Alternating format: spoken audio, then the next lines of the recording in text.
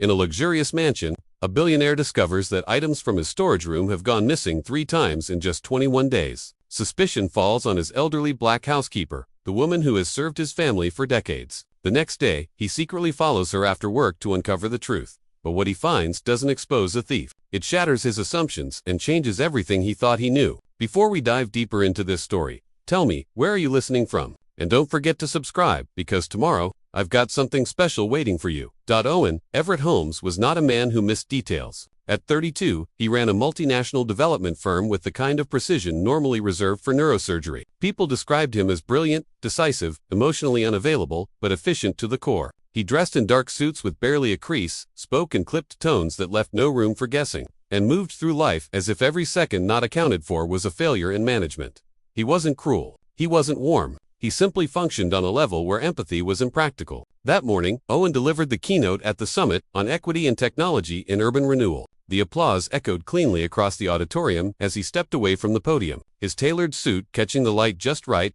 His speech, structured around data models and ethical return on investment, was praised as sharp, forward-thinking, and coolly visionary. He nodded through the compliments, posed for the requested photos, then slipped out exactly 2 minutes ahead of schedule. The drive home to the northern edge of New Camden was silent. He didn't like music in the car. It distracted him. Instead, he reviewed a dashboard of live company metrics on his tablet project: overruns, hiring delays, shipment efficiency, investment risk scores. Everything was within thresholds, as it should be. His estate recognized his vehicle on approach. Gates opened automatically. Lights inside adjusted. The front entrance clicked open before he reached the last step. Leela James was standing just inside, as she always did. No words, just a nod and a slight adjustment of the folded cloth in her hand. "Welcome home, Mr. Holmes," she said softly. "Anything urgent?" "No, sir. Your messages are on your desk. Dinner will be ready at 7. He nodded, already halfway up the stairs. Isla didn't follow. She returned to the kitchen, disappearing into routine. Isla had worked in the Holmes household since Owen was 5. After the accident that took his parents, she had been the one to sit by his bed at night, the one to comb his hair before school, the one who remembered which foods made him sick, which dreams made him cry, and which books soothed him back to sleep. She had never asked for recognition. She had never expected it. Over the years, her presence had become part of the house, like the polished floor or the steady ticking of the hall clock. Later that evening, while checking the latest performance reports from a portfolio partner in Singapore, Owen noticed a system flag in the home management interface. It was minor: 3 instances over 21 days of unaccounted for items from the food inventory and first aid cabinet. Quantities were small: a few cans, a couple of energy bars, a bottle of antiseptic. All flagged by the automated reconciliation log as missing with no associated event. He stared at the notification. It wasn't enough to sound an alarm, but it was inconsistent, and Owen did not tolerate inconsistency. Not in his business, not in his home. He accessed the internal access logs. Only for individuals had nighttime clearance to storage himself. His assistant, who was currently on vacation, the estate's head chef, who had not worked nights in over a month, and Isla. Her name appeared on 3 dates. Each time, roughly between 10:15 and 10:45 p.m., each time aligned precisely with the anomalies. He didn't react, not outwardly. He simply sat back, stared at the screen a little longer, and felt something shift inside his chest. Not anger, not suspicion, something stranger, something colder, the kind of feeling you get when someone you thought you'd understood suddenly doesn't match the picture anymore. It wasn't the food. It wasn't the supplies. He had more than enough of everything. It was the silence, the unspoken act. Isla had access. She knew the system. She could have asked, but she didn't. He turned off the monitor, closed the tablet, and looked toward the hallway. The house was quiet, impeccable. Isla was somewhere in it, folding linen or adjusting the lighting for the evening schedule, doing what she had always done, supporting his life, without ever stepping into its center. And for the first time in years, Owen realized he had no idea what Leela James did after she left the estate, no idea where she went, who she spoke to, whether she had family or friends, what she ate for dinner when she wasn't cooking his. He knew the time she woke up, the way she ironed his cuffs, the exact temperature she steeped his tea, but he didn't know her, and now, for reasons he couldn't explain yet, that felt like a problem. Owen didn't sleep well that night. He wasn't tossing or pacing or replaying the data in his head. It wasn't even that kind of restlessness. It was the kind that lived just under the skin, a tightness, a mild pulse in the chest that refused to be reasoned with, the kind of discomfort that didn't interrupt your logic, but quietly challenged it. By morning, the feeling hadn't passed, and by the following evening, it had grown into a decision. He told his assistant to clear his last meeting. No details, just a reschedule. He turned down dinner with the investors from Toronto. Then just after 9:30, Owen stepped into his own car, a black electric sedan with glass that darkened at the push of a button, and drove himself out of the estate. He took the long way through the city, not the express route, but the surface streets past the banks that bore his name in glass, past the high-rises where he knew every tenant by unit and margin. He didn't know exactly what he was looking for, only that he couldn't ignore it anymore. By 10:15, he was parked down the street from the estate, his estate. From that angle, with the windows dark and lights automated, it looked like a set piece, not a home. He watched from inside the car as Isla stepped out the side gate, carrying the same cloth bag he had seen folded in the laundry room earlier that week. She wore a long gray coat, the kind that kept warmth in and questions out, and a scarf pulled neatly across her neck. Her steps were steady, not hurried, not secretive, just deliberate. Owen waited until she turned the corner, then followed. She didn't take a car. She walked to the bus stop, waited under the flickering street lamp, and boarded the city line toward the east side. Owen trailed behind in silence, never too close, always just far enough. The further they went, the more the scenery changed. The manicured sidewalks gave way to cracked pavement. The luxury apartments became weather-stained brick. Storefronts dimmed. Street noise shifted from the buzz of nightlife to the drone of tired machinery and distant radios. When Isla stepped off the bus, she moved through the neighborhood like someone who had lived there for years. No hesitation, no confusion. She turned down a narrow side street past a closed laundromat, then slipped into a low building with chipped paint and barred windows. The sign above the door read in peeling letters, Community Youth Resource Center. Owen parked at the far end of the block and approached on foot, stopping just short of the entrance. He peered through the side window, not to spy, he told himself, but to observe, to understand. Inside, Isla was arranging food on a folding table. Plastic containers carefully packed, clearly labeled, not the expensive sort, the kind used in diners in church basement. She laid out rice, beans, cooked vegetables, soft rolls, and soup. Steam lifted from the containers, fogging the air slightly. Around her, about a dozen children, ranging in age from maybe 5 to 12, waited in soft lines. They didn't rush. They knew her. One girl, no more than 8, asked, "Where's this food from?" Miss Leia. Isla smiled. "Warm, but worn. From good people who didn't need it. But I made sure it came here while it still mattered." The girl nodded. No follow-up questions, just gratitude. Isla handed her a plate and moved to the next. Owen didn't move. He didn't breathe for a second. It wasn't shame he felt, not yet. It was something else. It was the sharp, almost juvenile sting of not being trusted, not included. She could have asked, she could have said something, but instead, she took what belonged to him, no matter how trivial it might seem, and walked it out the door like it was hers to give. It wasn't the food. Of course, it wasn't the food, it was the fact that she chose not to tell him, that she assumed she had to work around him, not with him, that despite everything they had shared, decades of quiet, functional coexistence, she still didn't think he was the kind of man you could come to with a need. She had made a decision, and he had been left out of it. He watched her for a while longer. His arms crossed the air, thick around him. Isla didn't look like someone trying to get away with something. She looked like someone doing exactly what she believed had to be done. Calm, firm, steady, the same way she had ironed his shirts, packed his suitcases, folded the corners of his sheets. Except now, she was doing it for someone else. Without his permission, Owen turned from the window and walked slowly back toward the car. The streets were still quiet. The sky hung low and gray. As he settled into the driver's seat, he didn't start the engine. He sat there, gripping the wheel, staring into the dashboard, thinking about how strange it felt to be on the outside of something that involved your own name, your own property, your own house. He wasn't angry.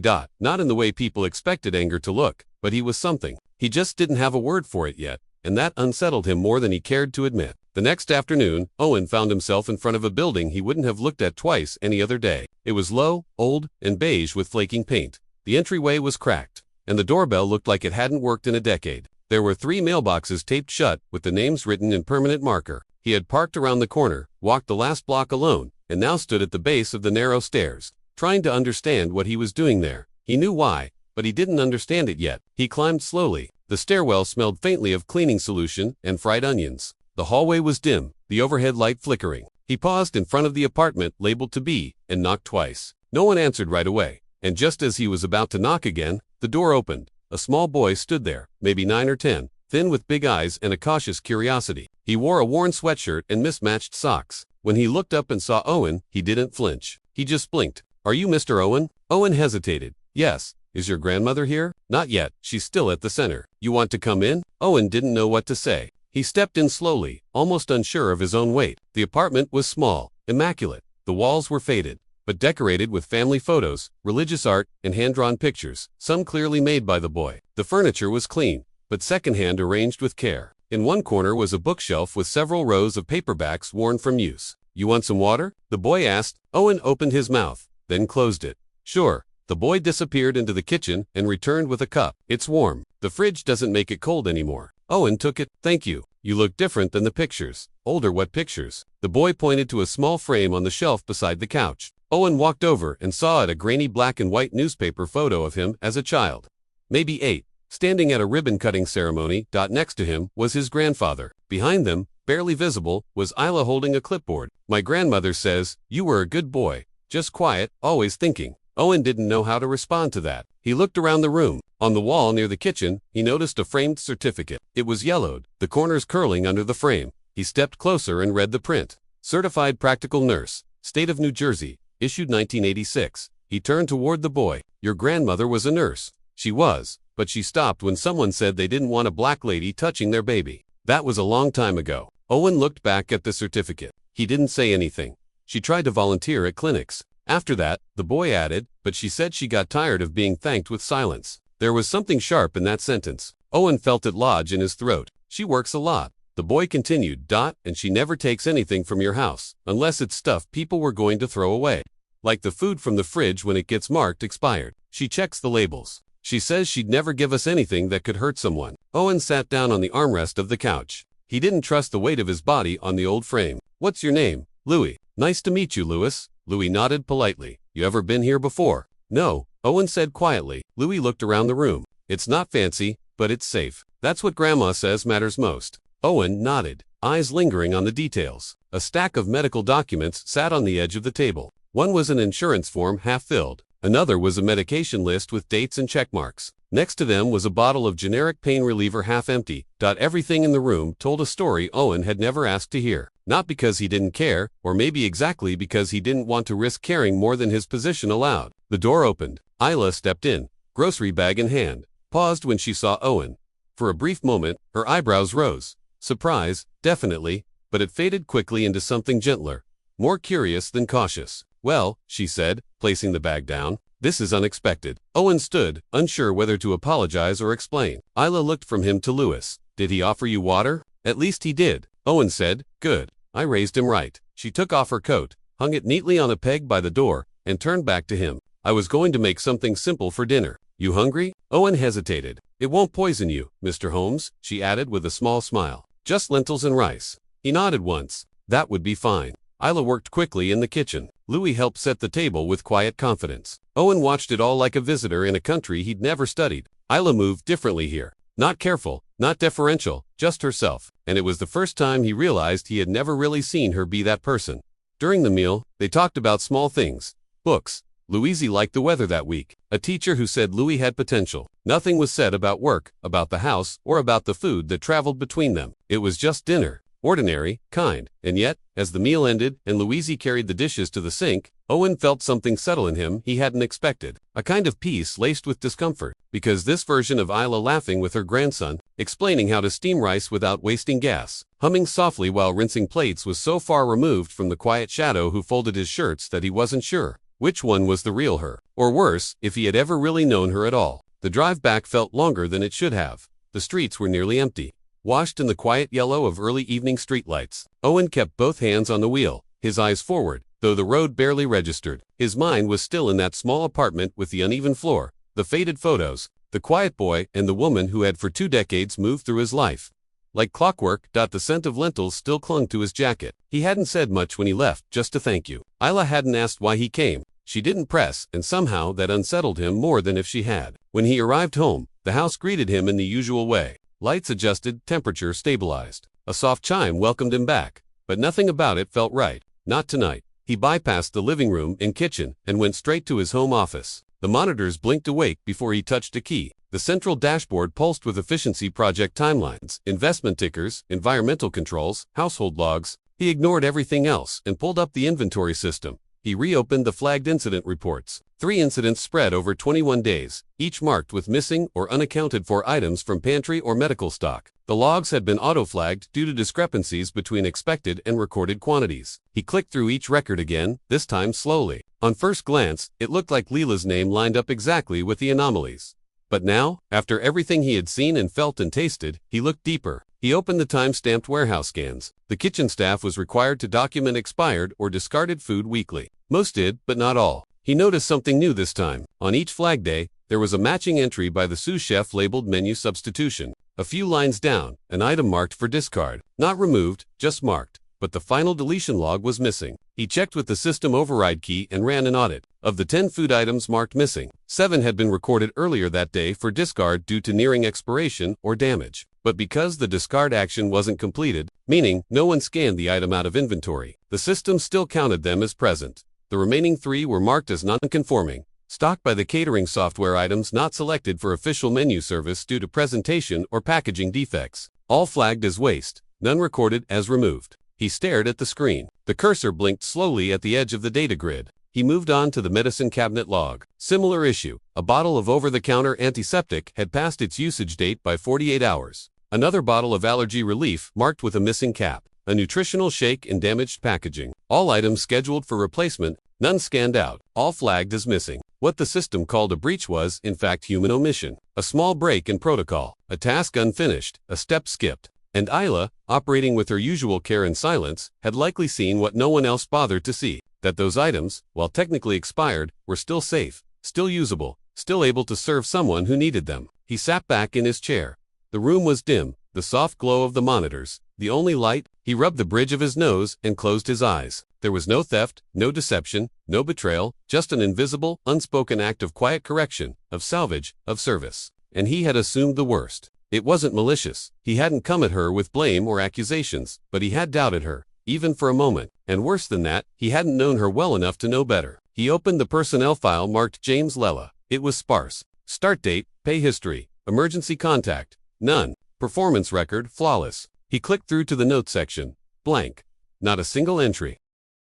27 years of presence. No incident, no recognition, no acknowledgement. He leaned forward again and typed into the log entry box. Discrepancy resolved. No further action required. Human error. Mine. He saved the note, then closed the file. Closed the system. Sat in the silence. He thought about the warm water Louis had served. The mismatched socks. The way Ela had offered dinner, not with obligation, but with ease. As if welcoming him into her world was not a burden, but a matter of fact. He thought about the photograph of himself on her wall. The medical form stacked beside the couch. The certificate from a career that ended not because of performance, but because of prejudice. He had spent a lifetime building systems, streamlining processes, eliminating inefficiencies. He believed in clarity, in evidence, in control. But tonight, what unraveled him wasn't a failure of system or logic. It was a failure to see, to ask, to know. And he wondered, not for the first time that evening, how many other people had moved through his life unnoticed. Not because they were quiet, but because he had never thought to listen to the noise they didn't make. He stood finally and walked out into the hallway. The house, efficient as ever, lit his path with soft light, but it felt colder now.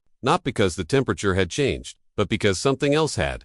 He passed the kitchen, paused for a moment, then turned back and opened the pantry. Everything lined up, labeled, restocked, perfect, and meaningless. He closed the door, turned out the light, and went to bed. Not because he was tired, but because he didn't know what else to do next. Tomorrow, he thought he would. 3 days passed before Owen returned. Not because he was avoiding it, but because he wasn't sure what he was bringing with him when he came back. Words weren't enough. An apology felt insufficient, and anything more felt presumptuous. But on the third evening, just after sunset, he found himself again standing outside that narrow door marked to be, his hand raised to knock before he could think of a reason not to. The door opened quicker than last time. Isla stood there, wearing a plain house sweater and jeans, her hands still damp from dishes. She paused when she saw him, her expression unreadable, then stepped aside without a word to let him in. Owen took it as permission. Inside the apartment was quiet. Louis lay on the couch wrapped in a blanket, his forehead damp with a thin sheen of sweat. A humidifier hissed gently in the corner. Isla motioned for Owen to sit in the armchair across from the couch, then disappeared into the kitchen for a moment before returning with a cup of warm tea. She handed it to him without a word, then sat down slowly at the dining table, her eyes fixed on the boy. "How long has he been sick?" Owen asked, his voice low. 3 days. Low-grade fever, wheezing, night cough. "Same thing from last winter," she said. Pediatric asthma comes in waves. He nodded. Has he seen a doctor? She met his gaze directly. Soon, he didn't push. He looked around the room again, now more familiar than foreign. The medical forms were still stacked near the couch. The same nursing certificate hung crookedly by the bathroom door. A new bottle of prescription medication sat half full on the counter, the label nearly peeled off from condensation. I checked everything, he said quietly. The logs, the inventory, the flags. It was never about you. It was the system. Or rather, it was me not knowing enough to question the system sooner. Isla didn't flinch. She reached for a towel and dabbed Louis's forehead gently, then pulled the blanket closer around his shoulders. She didn't answer. You should have a better place than this, he added.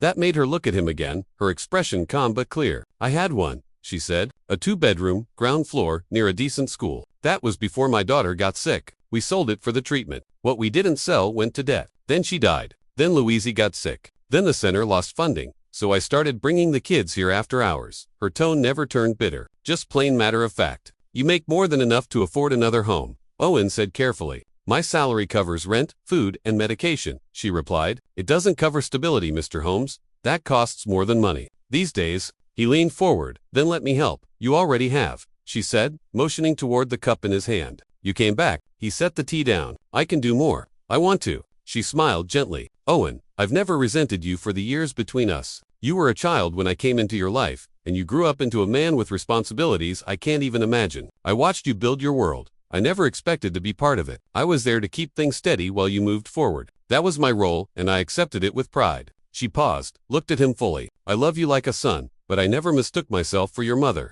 I knew my place, and I never blamed you for the distance. I always hoped, though, that if life ever brought you back, you'd know the door was open. Owen swallowed hard. Then let me stand in it now. Not to fix the past, just to be here. As I am, that matters, she said. It matters more than you know. Louis stirred, then murmuring something unintelligible. Isla knelt beside him, whispered into his ear, then turned to retrieve a nebulizer from the small cabinet. She plugged it in, placed the mask over his face, and turned it on. Owen watched something sharp twisting inside him. He had seen medical reports, end-of-quarter losses, even rescue operations for business deals gone wrong. But he had never sat still and watched someone care like this. Someone who never asked for anything in return. Let me take him to my doctor, he said. Tonight, he's not breathing right. Isla hesitated. We can't afford it. You won't have to. That's not how this works. It is now, Owen said firmly. They locked eyes for a long second. Then, finally, Isla stood. I'll get his shoes. The hospital lobby smelled like antiseptic and fresh paint. Owen paced while Isla sat beside Louis in the waiting area. The boy leaned into her shoulder, eyes half closed. She stroked his hair without saying a word. The nurse called them in after 20 minutes. Owen insisted on staying. He stood beside the doctor, answered questions, filled in gaps. He watched as Louis was examined, scanned, stabilized. The pediatrician prescribed a new inhaler, a steroid shot, and a 2-day observation. Owen signed every form without flinching. Later in the hallway outside the room, Isla approached him. Her shoulders were tense, but her voice was calm. You did all this without asking me. I know. I told you we're not a charity case. You're not, he said, but I owe you more than charity. I owe you everything I forgot to see. Isla looked at him like she was trying to decide whether to accept the truth or protect herself from it. Finally, she sighed. He needs more than prescriptions. He needs hope. So do I, Owen said, and I think you've given it to me whether you're meant to or not. She nodded slowly. Then don't disappear when it gets hard. I won't. That night, Owen stayed at the hospital. He didn't call his assistant. He didn't respond to the 37 unread messages from board members and investors. He sat in the hallway watching the rhythmic beep of the monitor from just inside the door, thinking of all the things he didn't know how to say and all the ways he could start doing more than say them. At some point, Isla brought him a blanket. Folded, no words, just a look. He unfolded it, pulled it over his shoulders, and closed his eyes, not because he was tired, but because, for the first time in years, he felt safe enough to rest. It was nearly noon when Genevieve walked into Owen's office without knocking. She moved with the same sharp precision she always had, heels echoing softly against the marble floor, a beige folder tucked under one arm, sunglasses perched on her head like she had just stepped off a boardroom runway. She didn't speak until the door clicked shut behind her. You missed 2 strategic planning meetings this week, she said. Owen looked up from his screen, blinking once. I rescheduled them without explanation. I didn't think one was needed. Genevieve exhaled through her nose, the way she did when preparing to deal with something she found unpleasant but necessary. She stepped closer and set the folder on his desk carefully, like placing a document at a deposition. People are talking, she said. Investors, partners. Your absence is being noticed. They want to know if you're still running the company or checking out. Owen closed his laptop. He didn't reach for the folder. I'm not checking out, he said. I'm choosing where to be present. Genevieve raised an eyebrow. And where exactly is that? At a hospital bedside for the grandson of your housekeeper. He didn't flinch. He has a name. It's Louis, and she's not just a housekeeper. Genevieve folded her arms. I'm not here to question your empathy, Owen. I'm here because we built something together, something real, something powerful, and you're threatening to undo it by letting sentiment guide your decisions. He stood slowly, not to intimidate, but to meet her eye to eye. What do you think? We built stability, authority, reputation, image. That too, she said without apology. And in our world, image is everything. Owen walked around his desk and leaned against the edge, arms folded. Let me tell you what I saw this week. I saw a boy struggling to breathe while his grandmother paced through a hospital waiting room trying to stay composed. I saw forms she couldn't afford to sign. I saw a woman who never asked for anything from anyone holding it all together with a plastic spoon and a heating pad. And I saw a system, my system, that didn't account for her. Not because she was invisible, but because I never bothered to look. Genevieve softened slightly, but didn't back down. And how does that help the board, the foundation? Your name, Owen took a breath. It helps me become someone worth carrying that name. Silence stretched between them. A long one. She glanced toward the window, her jaw tight. Do you know how hard we worked to get this company where it is? She said. How many things we turned down, how many optics we had to maintain. And now you're throwing it all into a community center with hand-painted signs. No, he said. I'm choosing to support something that's never had signs, never had attention, never had people like us show up and just listen. Genevieve stepped closer. Is this about guilt? Because, if it is, that fades. It always does. It's not guilt, he said. It's gratitude and clarity. I'm starting to see how small I was in the world I thought I ran. Her eyes narrowed. So what now? You want to start over? Become a mentor, a hero? He shook his head. No, I just want to be decent. That feels like a good beginning. Genevieve glanced at the folder on the desk. The board has questions. If you keep making unsanctioned disbursements to external causes without a strategic framework, you risk losing voting confidence. Then let them vote. She studied him for a beat longer, then sighed, her voice lower. Now you used to call me first when things got complicated. This isn't complicated, he said. It's simple. I want the world I live in to include people like Isla and Louis, not just people who manage them. Her mouth tightened like she wanted to argue but didn't have the words. You used to see things in structures, she said. Now, you're chasing shadows. No, he said. Now I'm chasing what's real. Genevieve reached for the folder, hesitated, then left it on the desk. I hope you know what you're doing, Owen. He nodded. I finally do. She walked to the door, paused, then looked over her shoulder. Don't lose everything trying to save one piece of yourself. He gave her a faint smile. Maybe I'm not trying to save a piece. Maybe I'm trying to build something new. When she was gone, the room felt heavier for a moment, then strangely lighter. He walked back to his desk, picked up the folder, and set it aside. Then he opened a blank page and began drafting a personal funding structure. One that didn't ask for permission, one that answered only to the people it served. Not because he wanted recognition, but because for the first time in a long time, he knew exactly what he stood for. Louis opened his eyes quietly. The next morning, the hospital room was dim, the blinds drawn halfway, a gray light slipping in from the side like it wasn't sure it was welcome. Owen was already there, seated in the corner chair with a paperback in his lap and his phone turned over on the side table. He hadn't left during the night. He hadn't said anything when the nurses came in to check vitals at 2 and 4. He just sat there watching the monitors and listening to the soft rise and fall of a child's breath through an oxygen mask. Louis blinked a few times, then slowly reached up and pulled the mask away. Did you fall asleep here? Owen looked up from the page he wasn't really reading. I did. In that chair. Owen nodded. It's not as bad as it looks. Louis smiled, small and lopsided. You're not very good at sleeping, huh? Not really, Owen admitted, but I'm learning.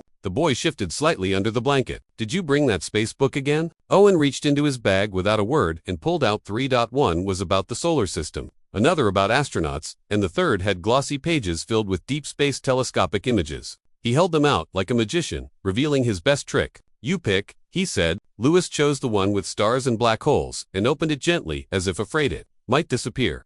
Owen scooted the chair closer and started reading, his voice quiet but steady. Isla appeared at the door 15 minutes later, watching them for a long moment without interrupting. Her coat was still buttoned and a paper bag of food hung from her wrist. She said nothing at first, just set the bag on the windowsill and sat down at the far end of the room, letting the words fill the space between them all. After a while, Louis fell asleep again, the book resting on his chest. Owen looked over at Isla. He's doing better, he said. She nodded. I know the signs. Owen stood and walked over to her, handing her the cup of coffee he'd picked up earlier. She took it without protest. For a few minutes, they sat in silence, watching Louis breathe. He asked if I'd come next weekend. Owen said. Isla glanced at him, then turned her eyes back to the boy. And what did you say? I told him to save me a seat. She smiled, then barely, but it was real. He likes you. That means something. He sees me, Owen said quietly. I think that means everything. 2 days later, when Louis was discharged, Owen insisted on driving them home. Isla didn't argue. She sat in the back seat with her grandson resting a hand on his shoulder as the car wound its way through the city. They didn't speak much during the ride, and they didn't need to.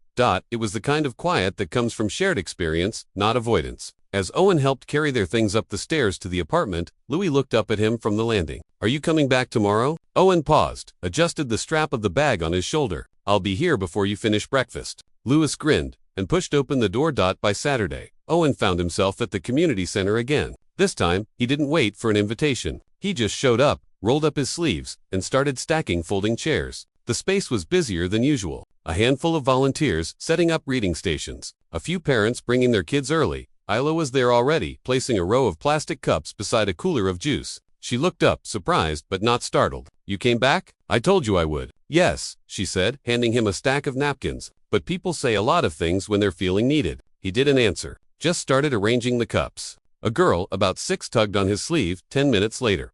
Are you the guy with the books? Owen crouched down. I might be. What do you like to read? She tilted her head. Dragons, but only nice ones. Let me see what I can do. By noon, a group of kids had taken to calling him Uncle O, a nickname that started as a whisper and eventually turned into a chant when he agreed to lead story time. He didn't mind. In fact, he laughed, really laughed, when one of them handed him a drawing labeled Uncle O and the Super Readers. He kept it in his coat pocket the rest of the day. Later, as the kids filed out with their guardians, Isla stood by the door with a clipboard, checking names and offering gentle reminders about snacks and homework. Owen leaned against the far wall, watching her work. She was steady, patient, in control, but different.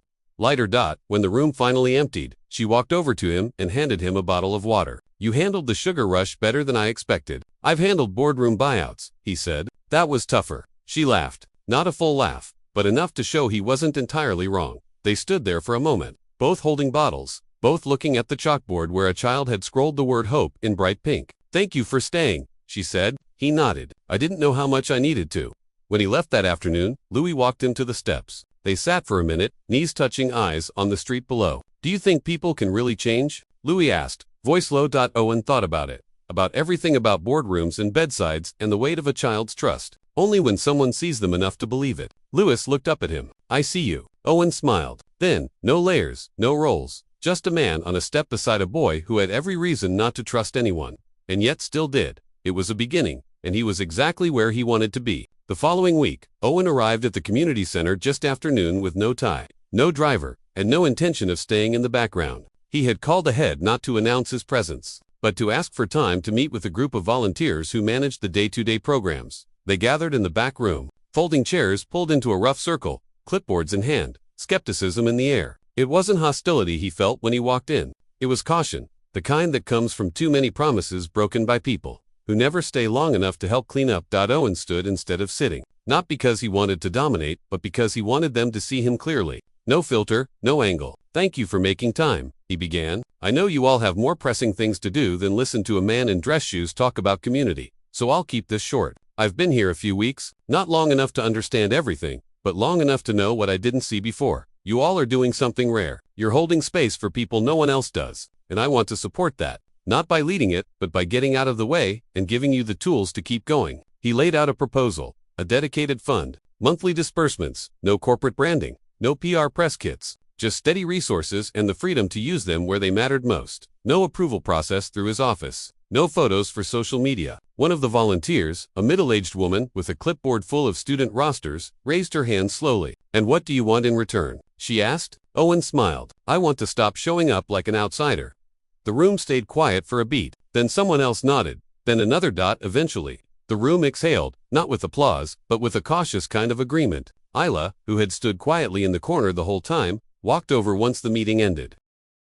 You realize you just gave up all the control, she said. Maybe I never needed it, Owen replied. A few days later, he asked Isla to meet him at the office of the Community Foundation overseeing the neighborhood grants. He held the door open for her, and when she walked into the boardroom, she paused. It was a simple space, round table stack of folders, a small picture of water, but the weight of it was not lost on her. Why am I here? She asked, voice. Even because this is your program now, Owen said. Not just the kitchen and the books, the budget, the direction, the voice. Isla stared at the empty seat in front of her. I've never sat at a table like this before. You've led without one for decades. Now I'm just giving it a name. She looked at him, then long and slow, as if searching his face for irony or pity. She found neither. You sure about this completely? She nodded once and sat down. That was all it took. Back at the center, Louis was walking again with more strength. His cheeks had color again, and his steps no longer wavered at every turn. He helped smaller kids with puzzles, pointed to books he'd already read, explained words with a calm confidence that felt earned, not rehearsed. One girl, maybe 5, tugged Owen's jacket one morning. Are you Louis's dad? She asked. Owen chuckled, crouching next to her. No, I'm lucky to be his friend. The girl nodded as if that made perfect sense. That weekend, the center held its first community open house under the new funding initiative. Isla had planned it with the team, a few speeches, a shared meal, a table of donated books free for the taking. No stage, no spotlights, just people, food, and stories. When she took the mic that afternoon, the room fell still. Isla stood tall in a plain dress and soft cardigan. No makeup, no pretense. She looked at every face before her. We didn't start this with plans or projections. We started it because kids needed a safe place to be themselves. And over time, we added books and food and medicine because they needed those things, too. But the truth is, the only thing a community really needs to grow, to survive, to feel whole, is to be seen. Sometimes that's all it takes. Someone noticing we're here. Owen listened from the back row, arms crossed over his chest, not to protect, but to hold steady. He didn't move, didn't speak, didn't smile for the camera. There wasn't one. But he felt something loosen in him with every word she spoke. Afterwards, as the chairs were folded and the last plates cleared, Owen stayed behind to help stack trays. Isla joined him, passing him a bag of leftover bread rolls. They liked what you did today, she said. It wasn't about me. She nodded. Exactly. They stepped outside into the fading light. The street was quiet now. The kids had gone home. The noise settled, but the air still buzzed faintly with what had been created there. Isla looked toward the playground, then back at him. You didn't change the world today.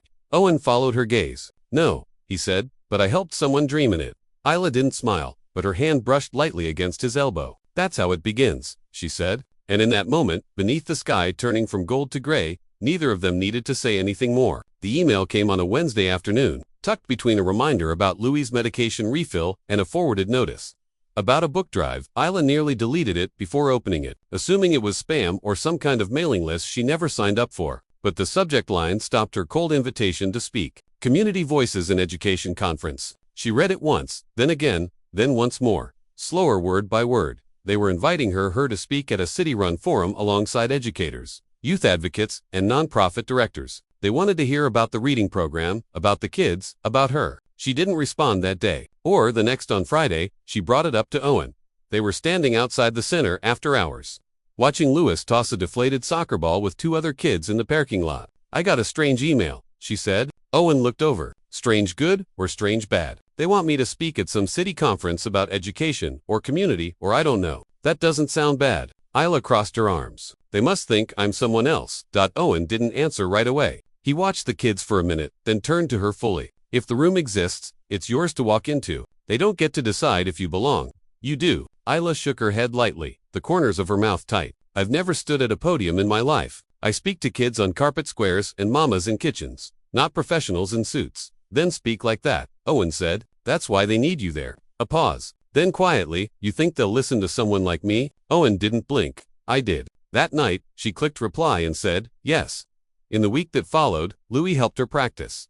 She sat at the kitchen table with a notebook while he read aloud what she had scribbled in pencil. He made gentle edits, crossing out words like ain't not because they were wrong, but because he said they deserved to hear her clearly. She rewrote it twice, but still kept it hers. Plain words, real sentences. One night, he asked, are you nervous? She nodded. I've been invisible most of my life. Standing up there feels like yelling in a church. Louis smiled, missing one front tooth. Maybe that church needs to hear it loud. The morning of the event, Isla wore a clean cardigan and slacks. Her good shoes shined as much as they could be. She refused to let anyone write her speech. She didn't want a slideshow. She didn't want a script on a podium. She took her folded notes in her purse and walked into the downtown Civic Hall. Just after 10 o'clock. Owen was already there, sitting 2 rows from the back. He didn't wave, didn't call attention, just looked at her with the kind of quiet that told her she didn't need to prove a thing. The room held maybe 70 people. Principals, librarians, funders, advocates. Most had badges, titles, or branded polos. Isla had a name tag that said, only Miss James. When they called her up, she walked calmly to the front, unfolded her paper, then didn't look at it. Good morning, she began. I didn't come here to impress anyone. I came because someone finally asked. She paused. A few pens stopped moving. I don't have a degree in education. I'm not a principal or a program director. I'm a grandmother raising my grandson, and every Saturday, I sit in a folding chair and listen to kids read out loud. Not because I was trained to do that, but because they needed someone who cared enough to stay. She told them about Louis, about the other kids, about the community center that started with nothing but a broken bookshelf and 3 donated boxes of paperbacks. She told them about kids reading by hallway light, about sharing granola bars, so no one would feel left out. She didn't raise her voice. She didn't use data. She just told the truth. And then for a moment, she paused and added something that wasn't in her notes. Years ago, I helped raise a boy whose parents were taken too early. He grew up in a house too big and too quiet. I made his lunch. I folded his shirts. I walked past his trophies. He never asked about my life, and I never expected him to. But I watched him grow, and I loved him like a son, even when he didn't see me standing there. And now he sees. That tells me we can all change if we let ourselves. At the end, she folded her paper again. You don't need a title to lead. You need presence, and you need to care. She stepped down. There was no standing ovation, no clapping frenzy. But something better happened. The room went still, like it had just witnessed something rare. When applause came, it was slow, steady, and deeply felt. Afterward, people lined up. Not many, but enough. A teacher asked for advice. A nonprofit lead offered to share books. A city official asked if she'd meet with their school board. Isla nodded politely, took business cards with both hands, said, "Thank you," with a small smile that never quite widened. Outside, Owen waited by the sidewalk as the last few guests trickled out of the hall. "You didn't even look at your podium notes," he said, a trace of admiration in his voice. Isla gave a small shrug, calm and steady. "Didn't need them." Owen smiled. "How did it feel standing up there?" She took a breath, thoughtful, loud, but good loud. The kind that reaches places silence never could. That evening, back on the porch at home, Isla sat with Louis. The sky was fading into soft lavender, the kind of light that made everything feel softer. Louis handed her a juice box, one of the ones they always kept cold just for him. They sat side by side without talking for a while until he looked over and asked, "So, you going to do more speeches now?" Isla laughed. "Not big, but real. Maybe, but not for the applause." "Then, why?" he asked. She looked up at the sky again, then down the quiet street in front of them. Her voice was soft, but sure. "Because somewhere out there, there's another woman like me sitting in the back of some school hall, thinking her voice doesn't count. Maybe if she hears someone like her speak, she'll believe she matters, too. And maybe she'll stand up." Louis leaned his head gently against her shoulder. "You made them listen today." She nodded slowly, the weight of that truth sitting gently on her chest. "No," she said, "I didn't make them listen. I reminded them, we're still here." The boardroom hadn't changed. Same glass walls, same brushed steel chairs, same filtered water in identical carafes lined neatly at the center. Owen stood at the head of the table, palms pressed flat against the cool wood surface, eyes, steady voice, calm. This wasn't a pitch, not a plea, just a man finally choosing to speak without the safety of spreadsheets. "I want to restructure a portion of our community investment portfolio," he began, "not under marketing, not under brand strategy. I want it set aside, autonomous with a separate advisory board and independent metrics." One of the directors leaned forward. "What would the return be?" Owen answered without hesitation. "Lives, stability, trust." Another asked, "And who exactly decides where this money goes?" "People on the ground," Owen said. "Educators, parents, community leaders. And Leela James will be one of them." Murmurs. Someone scribbled notes. A few eyebrows raised. From the far end, Genevieve shifted in her seat, adjusted her pen on the pad, and looked at him with a long, unreadable gaze. "You've diverted significant attention from the core business these past few months," one member said. "Some have questioned whether your focus is sustainable." Owen stepped away from the table slowly and gestured to the large digital screen behind him, but he didn't pull up numbers or trend lines. Instead, an image appeared. Louise seated on a folding chair, reading to two younger children. The word Saturday Reading Circle chalked behind him. "We built our success by solving problems other people overlooked," Owen said. "We anticipated needs. We created value. But lately, we've measured impact by margin alone. That's not enough. Not anymore. We have the chance to invest in what matters before it becomes a crisis." He paused, then added, "I'm not walking away from the company. I'm walking deeper into it."